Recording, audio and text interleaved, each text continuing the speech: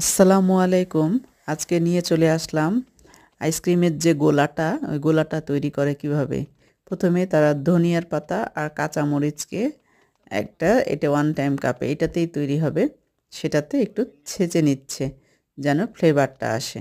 সাথে ওই যে আইসক্রিমের যে টক ঝাল সেই ইয়াটা মিক্সড করে তারা। তারপরে এটা এক সাইডে রেখে দিচ্ছে। এখন বরফটা কুচি করে নিচ্ছে মেশিনের মাধ্যমে। এই যে দেখতেই পাচ্ছেন।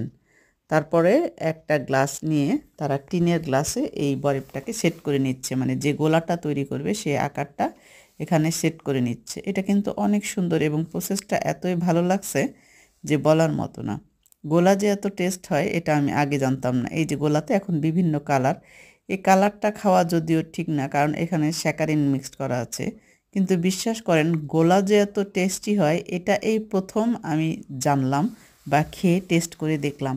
এত কালারফুল, এত বাইন্ডিংসটা, কম্বাইনটা এত সুন্দর হয়েছে সেটা বলার মতো না।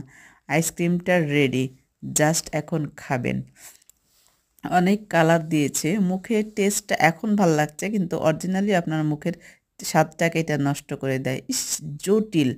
আমার এটা ভিডিওটা করতে করতে জিভে জল চলে আসছিল। এটা এতটা সুন্দর, দেখতে পাচ্ছেন কতটা ভালো। তো ভালো লাগলে লাইক করবেন, কমেন্ট করবেন, সাবস্ক্রাইব করবেন। আল্লাহ হাফেজ।